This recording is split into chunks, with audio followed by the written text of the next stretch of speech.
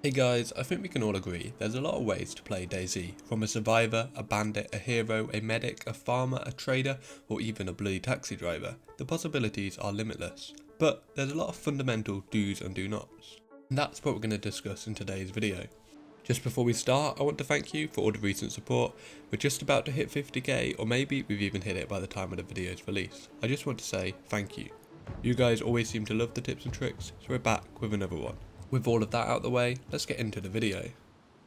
Do loot the surrounding buildings of significant locations, such as medical buildings, hospitals, police stations and military bases.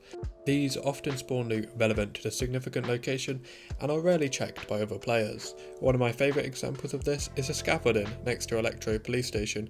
While technically not part of the PD, it does spawn police loot and is always a great place to pick up Glocks and Scorpions. Other great examples include Chano PD garages, Chano hospital garages and huts, industrial sheds on the outskirts of military bases, and I'm sure there's hundreds of other examples.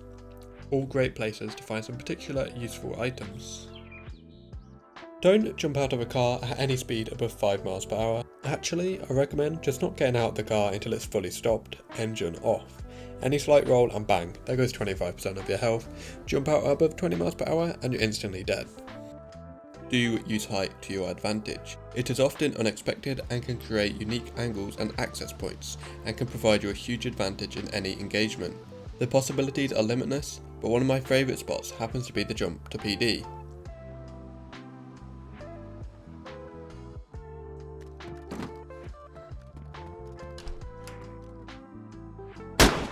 A perfect way to deal with those PD campers. Other examples include the access to these roofs in Electro,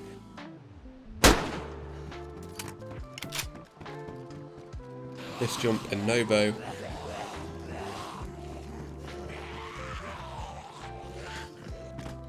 and the fact that you can normally get an angle on any barrack. You can even get on top of this hangar at the airfield.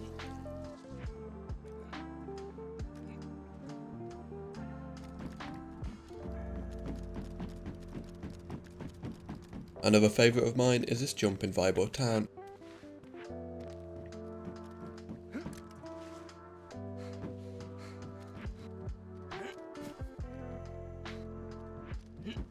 And I'm sure there's hundreds more.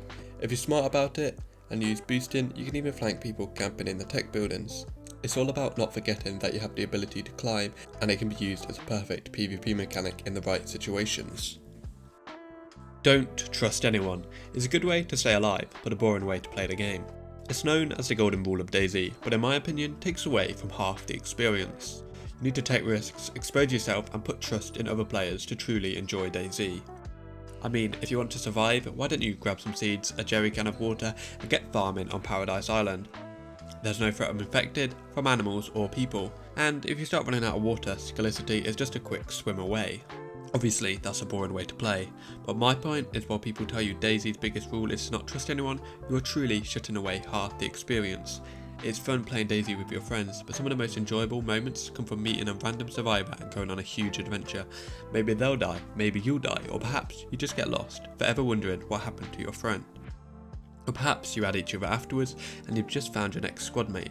I still play with people I met over 5 years ago in DayZ. So maybe next time, you should say hello before you raise your gun. It's still important to read the room though.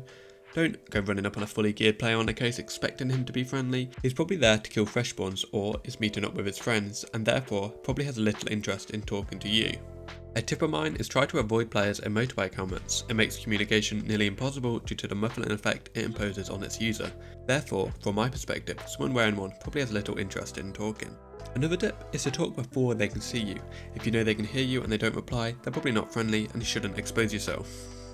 Do drop items. There's no reason to have a sniper, an assault rifle, a backup SMG, a backup pistol, a two-handed melee weapon and every item you could find in Chernarus. Manage your inventory and manage your stamina. Not being able to sprint at a moment's notice because you've picked up every item you've found is a death sentence. In most cases, you'll be alright with one specialised weapon, an M4 with an ACOG, a PSO scope and an AK, or a VSD, a beast both long range and up close. Some cases do require backup weapons, for example if you're running a bolt action sniper, but I think I can count on one hand how many times I've needed to fall back on a third weapon. If that's the case, your first 2 weapons are probably not a good choice. And don't be that guy who hoards everything. There's little reason for you to be carrying 380 if you're fully geared. Stamina can be the difference between life and death. This is why I always recommend carrying the bare minimum. And always sprinting twice as often for half the time. This doesn't slow you down, it just makes you jog more often for shorter. However, it allows you to keep a reserve of stamina for when you get shot at. Any smart sniper will be waiting until you start jogging to take their shot, and you can take off running straight away. It will come as a complete surprise and give you a greater chance of survival. Even better than escaping enemies, don't be spotted in the first place. Easier said than done. However, there's lots of tips and tricks every DayZ player should employ to limit the amount of players they alert to their position. The first being, don't shoot zombies. I do not understand why people do this. Yes, shoot zombies in PvP, but only if you've already shot. Shooting zombies attracts more zombies and alerts players to your position. You're better off meleeing them, though this brings us onto our next problem. Dead zombies are a giveaway of a nearby player. The bodies quickly despawn after a player has left the area, so any experienced player will know that you're nearby if they come across a dead one.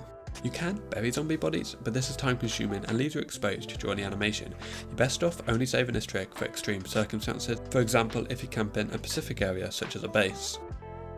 You're much better off trapping zombies. This is where you run aggro zombies into a building and close them inside. Be careful to not run too far, zombie screams will attract more zombies and simply add to your problem. This is why you're best to choose the closest building. This is how I personally deal with any of my zombie problems if I know I'm going to be in an area for a significant length of time. Zombies aren't the only thing to give away your position, camouflage is just as important. Combine camouflage with some stealth and you can easily sneak past any zombie threat. Crouching and crawling will reduce the ability of a zombie spotting you. Remember, if a player hears a zombie aggro and they know it's not on them, they know you're nearby. Camouflage can be very effective against players. Keep to wearing green, black or brown and keep a small profile. This means storing any guns or melee weapons within your bag when possible. This makes you smaller and gives you a quicker draw speed, a win-win. In my opinion, the best backpack is the hunting or improvised one as they are very small. However, camouflage is not as effective without good movement and positions. Travel through defilés and tree lines. Do not be that guy running down the road. A lot of players do this and it's an easy way to get spotted. If you don't know where you're going, I get why you'd want to follow the road, but at least running the tree lines running parallel. This will dramatically decrease your chances of being spotted and give you the jump on anyone else using the road. Also, don't rely on your camouflage, it won't keep you hidden in popular positions. The best example of this is Starry or VMC Hill. Most experienced players will scout the location before entering. A quick glance on popular camping spots will give away your position, no matter how good your camouflage is. If you want to use these positions, as they can provide a really good vantage point, don't stop moving. In my opinion, and from my experience, it's better off to be a little bit in the open and just running in circles with your sniper, only stopping to shoot, than to be laid down but more hidden, because if a sniper does spot you, you're pretty much dead. They will take their time and try to land their best shot. The chances of them hitting this are pretty high.